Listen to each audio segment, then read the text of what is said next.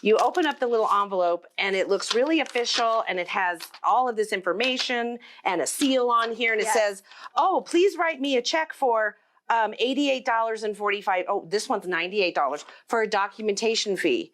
Well, when you register with the state of Colorado, you paid that fee. Yeah. So this needs to go away, okay?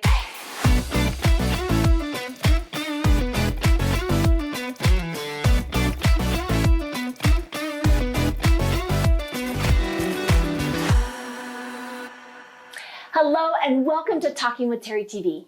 Are you thinking about starting a small business? Well, you're not alone. According to Forbes, 99.9% of businesses across the US are small businesses.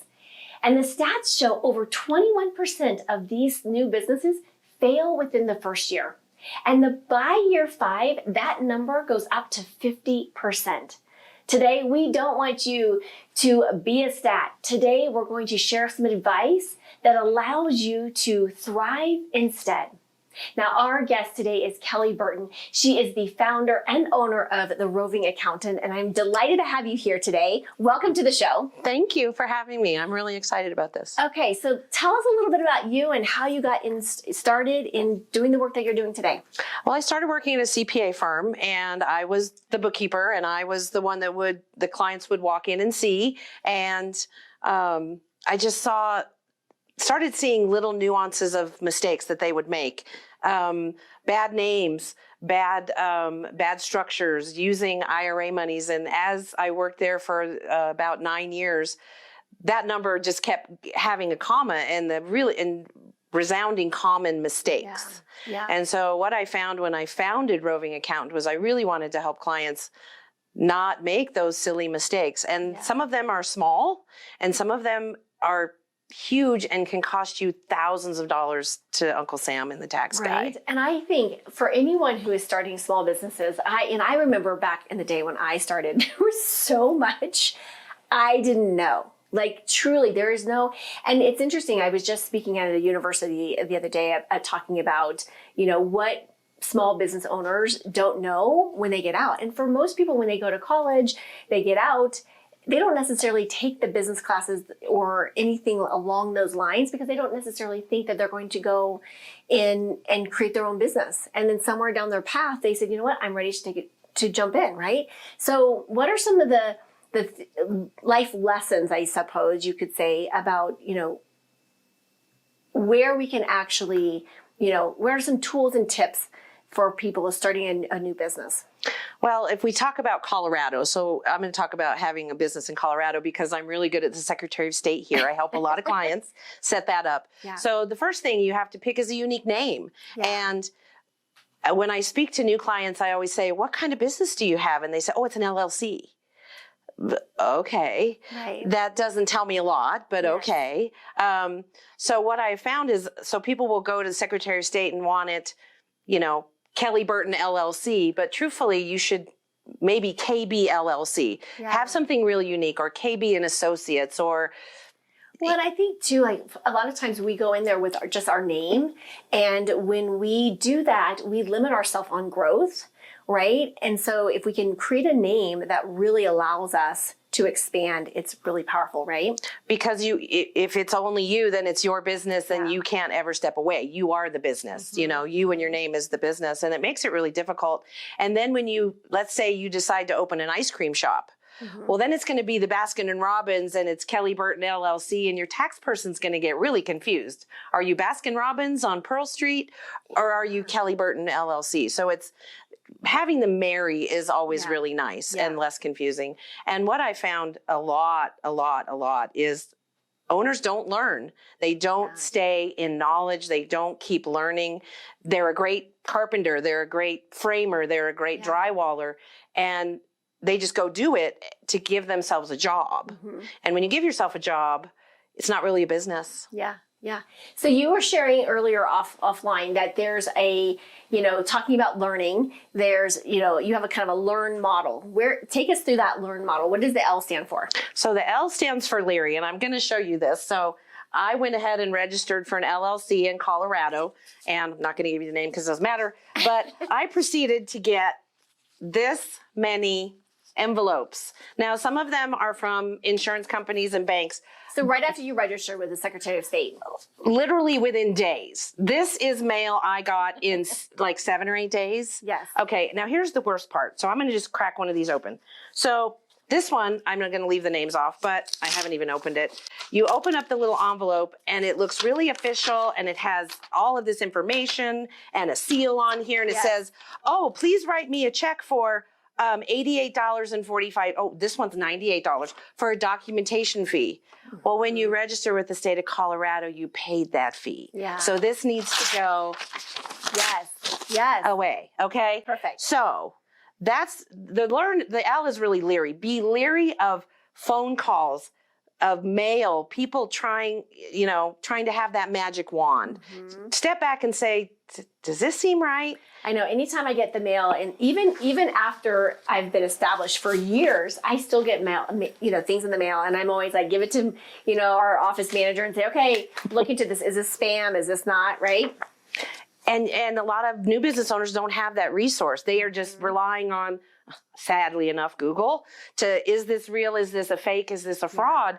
And there's so many of them. They even put up websites to say, I'm not a fraud, even when it's the fraudulent people on there, and it's really confusing. Yeah. It's really sad and really confusing, and people get taken advantage of. Yeah, so consult with someone. If it doesn't feel right, consult with someone, right? And your CPA or tax preparer can be a plethora of information. I don't do taxes anymore because it's just, they change the rules every 7 seconds. Yeah. But even, like, I'm a bookkeeper, so even your bookkeeper can give you some insight on maybe what to do. There are hundreds and thousands of great bookkeepers everywhere. And just keep in mind that there is no magic wand. Yeah. There, even if they say, I'm a coach and I've got this and this is great and you're going to have $100,000 in a year. Does that feel like you could hang that much drywall? Does that feel like you could do that much insulation? Yeah. And so some of it is, you have to temper it with your experience and where you are in life. Yeah. I love it. Okay. So what does the E stand for? So the E is really explore, and that goes on all different directions because depending on the direction you want to go and making it malleable, you spoke about the name. If you keep it, KB Associates, well, that can be I could do anything. I could have that business and I could be a coach. I could be an author. I could, I could do anything. If you make it very specific, it kind of limits you. So when you're exploring, you also want to explore other ways to make money. So I had, for instance, one drywaller. He was getting up there in age, and instead of him just hanging drywall, he started making YouTube videos on shortcuts. And he started getting sponsors, and he started making a revenue stream on his YouTube site to show people how not to hang drywall wrong. Yeah, yeah. It's brilliant. It is. And why not? Why not? So I keep learning always. And then, so LE, and then we have A here. We have the A, and it's analyze. And that's kind of where I come in. I am the numbers geek, and I can reverse engineer almost any number. You say you want to make this number, I can figure out what you need to charge and how many clients you want to serve, how much you want to work. Yeah. But you really need to explore and analyze your number. Look at the risks and rewards. And a lot of people sell themselves short and don't charge enough. I mean, I say that to all of my clients, charge more, charge more. It's hard when you're really good at it. And I know. And I think that comes up with for a lot of folks that we're getting into it, there's like this, again, the beginner's curve, the learning curve. And oftentimes we don't feel confident, right? We don't feel that we deserve to make that amount of money or whatever. And so here's a fantastic tip. When you start your business, start with a price or a range that feels comfortable, and then set an amount. So every, the next 5 clients, I'll ask for that, and then bump it up. And it's a stair stepping, so it makes it a little bit easier. And so after those 5 clients, now I'm going to add another $100, or I'm going to add another $1,000, or whatever that is for you in your industry. And then you can stair step it up, and then you might do another 3 clients at that price, and then another, and get it to where you feel comfortable with it. Because I'll tell you a story that I had back in the day when I had my counseling practice. I had a therapist that had a really hard time accepting $120 as a fee. And so we went out to the waiting area, and they said, well, how much do we owe you? And she's like, and she was literally shaking. And I was like, okay, the client sees this. And it was so awkward that I like walked out so that I could give her like, you know, the time and space. And then she went back in, and I was like, okay, we got to work on clearing out the head trash that we have around charging and receiving payment for, you know, for services. So getting paid what you're worth is really key. Yes. Because you're not going to be in business very long. Yes. You're going to be back working for, you know, the drywall company you left or whatever that looks like. And we have a great resource, speaking of that. Like if you want to grab my free Master Your Mindset, there's some great tools in there to like help clear that out, because I think that's a huge block for business owners and really receiving, you know, money and receiving the value for your services that you're providing. And you forget to multiply that by your expertise. You think, oh, well, drywallers are charging this much, but you have 35 years of experience. Or like myself, I am a bookkeeper with 40 years experience. Yes. You look at me, I'm 55 years old next week, but I did this when I was 10 years old with my mom. And so that knowledge has a value. Yes. But as a woman, I had a really hard time coming to the table with that and saying, oh, I'm worth it. Yeah. I'm worth that amount of money. I love and just because the CPA was billing me out at $125 an hour, I went, maybe I am worth that much. Yeah. So that really was the starting key for me when I had that entrepreneurial epiphany. Yeah. We're going to take a quick break. And when we come back, we're going to hear a little bit more about how we can learn to be successful business owners, even from the start, from our guest here at Kelly Burton. I'm Jeffrey Bowling, owner and jewelry designer at Jeffrey B. Jewelers, Denver's #1 jewelry design studio. And the reason why we're #1 is because of our 3D custom jewelry design. We can show you what your piece is going to look like way before the end product. And this is going to give you the comfort of knowing you get exactly what you want. He took me over to the computer and we started drawing up exactly what I wanted. And I told my husband, I'm like, Jeffrey B is the person we're going to use. And the other reason is that all of our gold and our diamonds are ethically sourced. So when you're ready to make that proposal, when you're ready for that legacy piece, go to jeffreyb.com and make an appointment. Because when it's love, it's Jeffrey B. And we're back with Kelly Burton, and we're going through the LEARN model, LEARN. And so we left off at the R. So tell us a little bit what the R stands for. So the R for me means research. And that's not only researching your field, it's researching your customers and not Google. No. Google. You need more information than that, that's out there. Yes. And I think it's great to, like, if you know where you're heading, like, go speak to people that have been there, done that. What's working, what's not working. I'm actually, in my other company, we're getting ready to expand something else.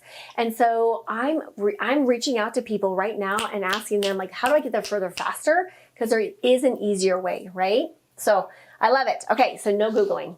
Well, you can Google a little, but just don't rely on as your only source of information. Yes. Yeah. And the end is just need feedback and be really, back to Leary, be leery on who you ask for feedback from. You know, my best friend on the world, when I told her I was going to do roving accountant, she goes, well, that's lame. And she was my best friend. And I was like, oh, that was heartbreaking. Yes. Yes. You know, so be careful and temper the feedback that you do get and find the, like you said, find the experts who can help guide you. Find your tribe, right? And they'll get you and they'll support you, because our friends and family are not necessarily our best folks for feedback, like, because they just don't know what we're going through as an entrepreneur. And so make sure that you find your tribe. The other thing I will say on the feedback piece is, like, you know, it's always great to, you know, get support, get a coach. You know, you can sometimes write a check for speed. And what I mean by that is, like, finding the people that have been there, done that. They know how to take you there further, faster, and it helps you speed up your learning curve so much faster. I will say that I was really reserved in finding a coach in the beginning because I thought, I don't have enough money to, you know, invest in that. And now I'm like, as soon as I started investing, it was just like catapulting my business again and again and again, and it's come back tenfold. So, you know, really allow yourself to get that support in whatever way that you need. Coaching is definitely a way to do that, because it does it's exponential. I mean, you spend $1,000 on coaching on a good coach, and it brings you 10,000. There's a really good return on investment. So I totally agree with you there. I love it. Any final thoughts that we have for our audience here? That's a really good question. So I read and listen to audiobooks all the time. If I'm in the car, I listen to an audiobook. And the one that has recently just kicked me right in the tush is The E-Myth Revisited by Michael Gerber. Oh, it's one of my, that's, I will tell people that is probably if there was a Bible in business, that would be the business Bible, because it really does hone in on the systems, the structure, and how to build a profitable, scalable business. Where you can actually step out of. Mm-hmm. So if Kelly's the roving accountant and I come to you to do your books, it's all me. Yes. How do I step out of it? Yes. So E-Myth is all about that and how to take that entrepreneurial spasm, he calls it, I think, and really springboard it. Yeah. My biggest takeaway from that book was about really creating your flow chart, right? Your company chart and what roles, and then really reverse engineering, how do I get out of those roles and take myself into the level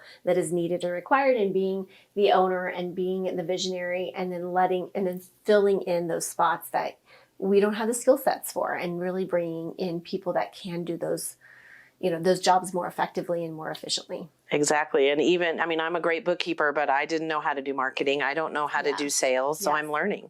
I love it. I love it. Well, where can people connect with you and find more about your services? So we are starting the tinymoneymatters.com, tinymoneymatters.com. And it's just a landing page. I'd love to be able to reach out to people. We can do a discovery call. If you email me at rovingkelly@gmail.com. I will get you on my calendar. We can just have a chat if any of this resonates with you, or you just need to pick my brain for 5 minutes. I'm game. I love it. I love it. Well, thank you so much. And let it rain Monday. Thank you so much for joining us today. As always, be bold, be brave, be fearless, be the magic of you. Massive love to all of you, and we'll see you on the next episode. Thank you for joining me today. Don't forget to like and subscribe. Make sure you hit that notification bell to find out about my upcoming shows. Thank you for tuning in today, and I'll see you next time.